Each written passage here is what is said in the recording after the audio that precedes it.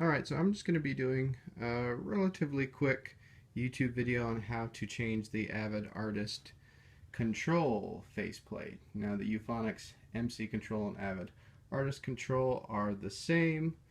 There was a version 1 of the Euphonix branded one that had a smaller screen and a different lesser quality little jog wheel here, as well as rotary knobs. But on the V2 they all changed that, and there's no difference between the Euphonix branded one version 2 and the Avid Artist Control version 2. So just going to be doing a simple faceplate replacement.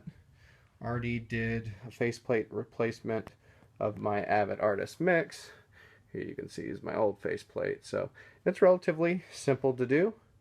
Since my MC Control is connected to my other devices, I'm just going to unscrew those mounting points to separate them. Same easy process to reconnect them back together if you kind of want it to be more of a console instead of them all just lying around separately on your workstation. And with a couple of those backing screws out, just easily disconnects. Alright, next thing you're going to want to do is just remove all the different fader caps, which is pretty easy to do. And then you'll want to remove the rotary knobs. Alright, so here is the MC Control with all the rotary knobs taken off and the fader caps removed. So some will slip off really easy, other ones you'll need to use a little bit more elbow grease, but either way they're just held on by friction. So now we're going to go ahead and flip the unit over and get started with the next phase. Alright, with the unit over, you'll see a variety of different Torx T10 screws. Sorry, the lighting's not great, is what it is. So anyways, so I just have a little computer set of different tools. So I have pretty much everything I need to do this replacement. So anyways, just a number of different screws, and I'm just going to be taking these off. So I'm just removing all these Torx T10 screws one at a time. While doing this, you also want to make sure that you discharge any static or whatever, just so you don't compromise any of the components once you get to the inside section of the board. So there are about 2, 4, 7, 9 Torx 10 screws to get this back panel off. One last one to do.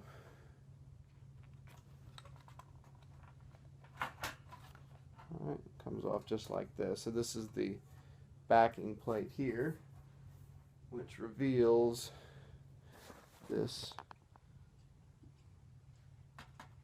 this other inside cover that we're also going to be taking off here.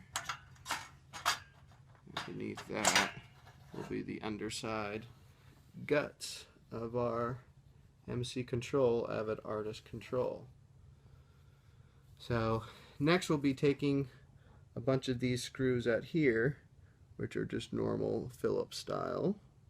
We'll be removing those, and on the front side, as we'll see in just a bit, there are some small Allen keys that we'll remove too. Here we have a number of screws that we'll be needing to remove here. So I might not necessarily go in detail for every screw removal, etc., just because I'm trying to do just a brief overview for you guys. So again, use your discretion, but everything's pretty straightforward as long as you're not a complete blithering idiot. So anyway, so I'm just going to be removing those screws, and we'll move on to the next step. Took out various screws along the bottom here, a screw in between those faders, screws along the back. So there are about 13 screws in all, I believe. So the nice thing is that they're all the same size, so you don't have to worry about short one goes here, long one goes there. Just make sure to get them all out. And now we're going to flip over there on the front side, take out the Allen screws that are holding the faceplate to this circuit board via where the fader caps are, or where the faders are. So now we're going to be removing these 8 Allen key screws. So we'll remove those carefully, and then we'll carefully remove the faceplate up to make sure that all these soft keys here don't fall all over the place, because they're not, you know, asphyxiated to anything. They're just literally held in place by the faceplate being on top. Alright, so I'm just removing these Allen screws from the front of the unit by the faders. So there's just 8 of these. So once I get these removed, we'll be able to remove the faceplate and put our Avid branded faceplate back on top. So I got the faceplate through Sweetwater, contacted them, and they contacted their Avid rep, and within probably a week and a half, 2 weeks, probably all told, finally was able to get a quote. I think $50 or so plus shipping, and was able to get this sent out to me. So again, I've already replaced the Avid Artist Mix, and now another fellow online has already created a few YouTube videos showing how to replace the Avid Artist Mix faceplate. So I think he had a Euphonix branded one, and also wanted to change it to the nice black ones that just kind of look a little bit more appealing. And that's what I wanted to do as well. So all my units would look consistent, because I had all Euphonix branded, Transport, Artist, Mix, and Control, and then I had one Avid branded one. So I just liked how the Avid branded one looked. So I thought I'd look into getting some replacement faceplates, and it was not that hard to do. And using that fellow's YouTube videos, it was nice to just get a handle on kind of how to go about it. And so I'm just doing a simple one that's maybe not as in-depth as his for the Artist Control. So again, they're very easy to do.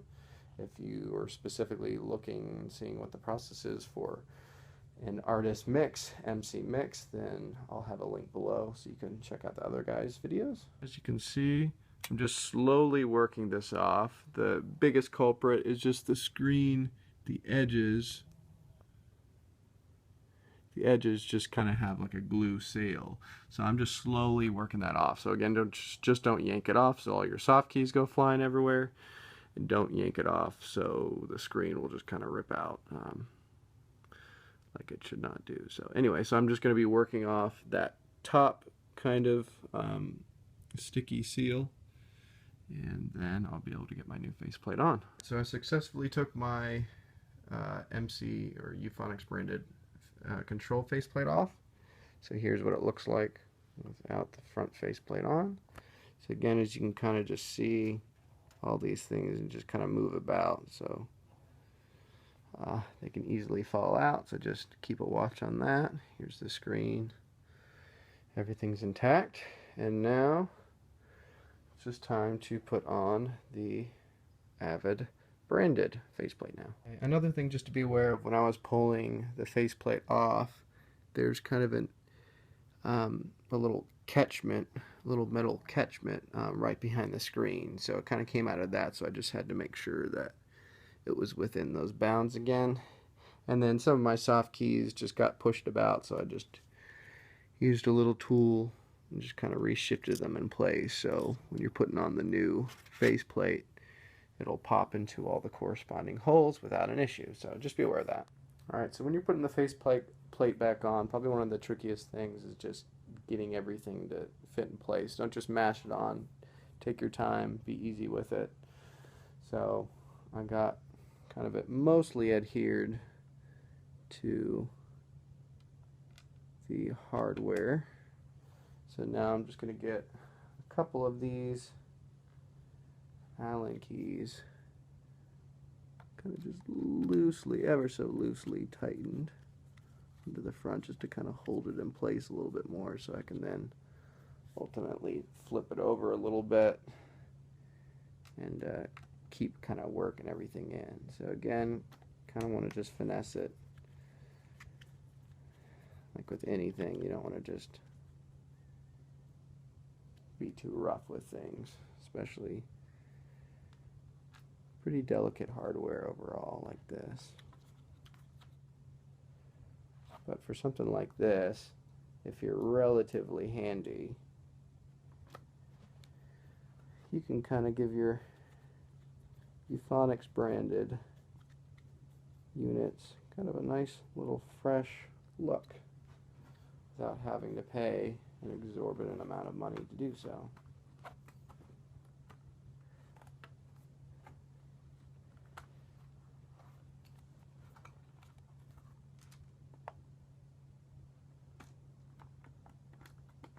Alright, I got the faceplate on.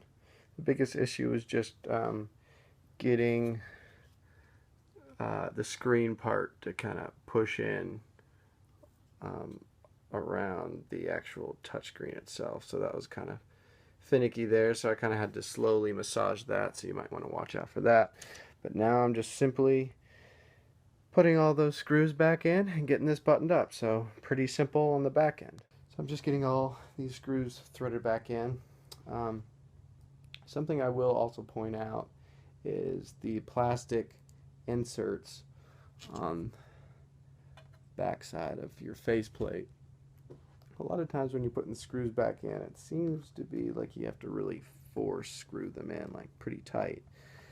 And taking some of my other faceplates off, I've seen issues with those socket points or whatnot seem to kind of crack. So something I like to do is when I'm screwing them back into the new faceplate, I like to screw them in, then screw them out a little bit, keep screwing them in farther, screw them out again a little bit, back in further, just so I'm not tightening it all in just one push, just to not compromise the threaded insert there, just because it's plastic, so it's not exactly the most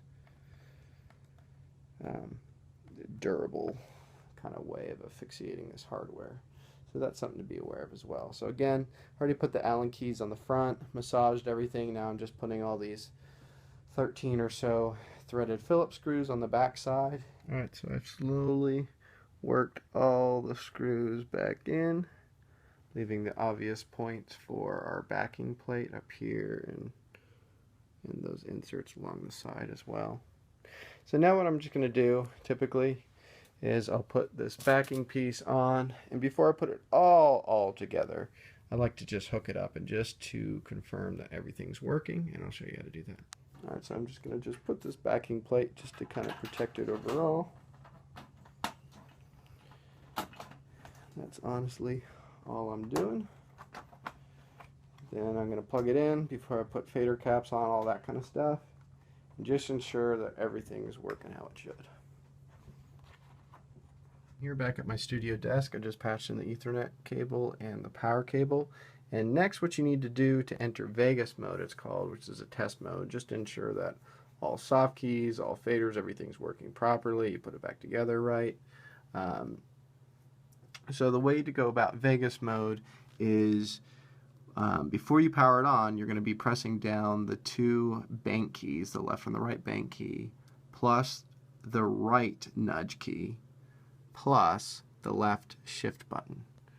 Alright, so I'm pressing the two bank, the right nudge, the left shift key, which is out of view, and then the power on.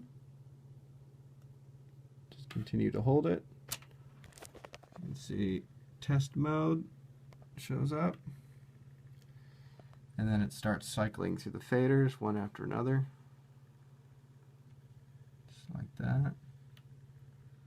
Lights blinking over here. And so you can press on controls and it shows different things. Soft key 12, 3, 2, 1, yada yada. Touching, touch, touch. Value, touch, touch. Switch, switch. Yep. Bank, right bank nudge, right knee. Okay. Solo, solo, mute, or on, off.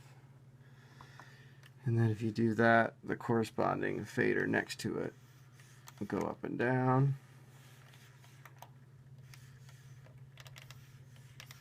Just like that. So anyways, so I've ensured that everything's working, and now I'm going to put the rest of the backing on, and then I'm going to get this hooked up to my system. Alright, so finished tightening everything up for sure, since I know that everything works fine with my quick test.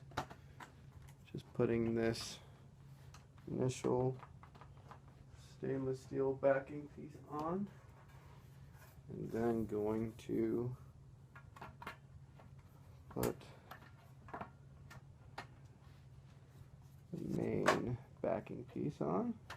Just kind of need to slip it in the back side first, kind of in a groove there. Alright, another thing to note real quick is, and I'm going to have to re-loosen things and redo this, but I found this to be the case with my Artist Mix and now my Artist Control, but the board itself needs to be behind this little metal lip there, because you'll often find yourself putting things back together, like me. You'll put this backing lip on.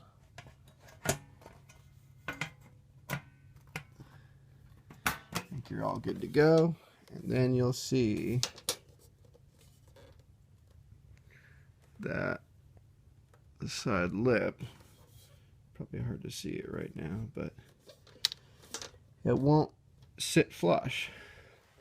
So anyways, I'm going to need to readjust things, and again make sure that the edges are behind that lip, just like it is the backside there. Alright, so I just unscrewed all the screws, and then I was able to push it so it's now resting behind that lip. So happened to me once before, happened to me again, so I'm sure anyone else that's tried this, it's probably occurred to quite a few other people. So make a note as well, so make sure that this board is behind that lip on the front and back sides before you tighten up. Everything's going to lay down nice and smoothly. You'll be able to see. Yep, that did it.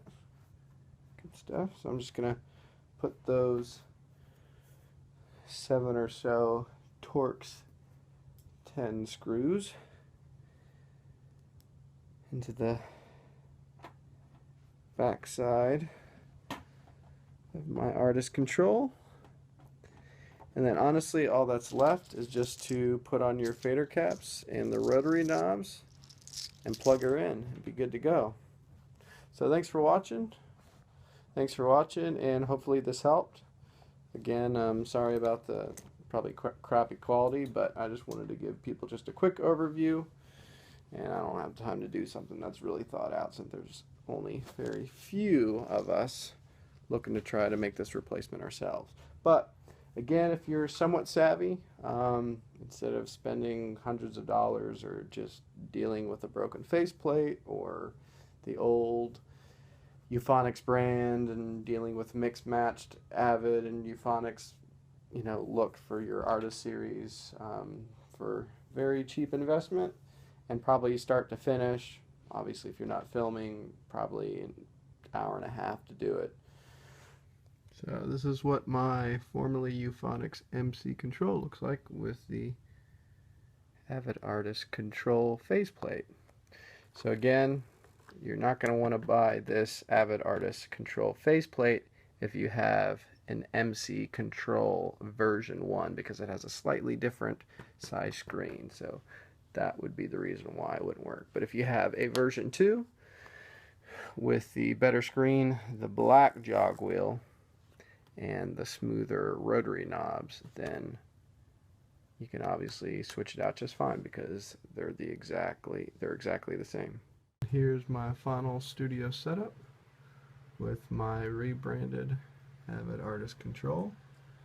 So that was an original Avid Artist Mix that I bought, a Euphonix MC Transport. I'm going to see if I can get a little replacement cover there.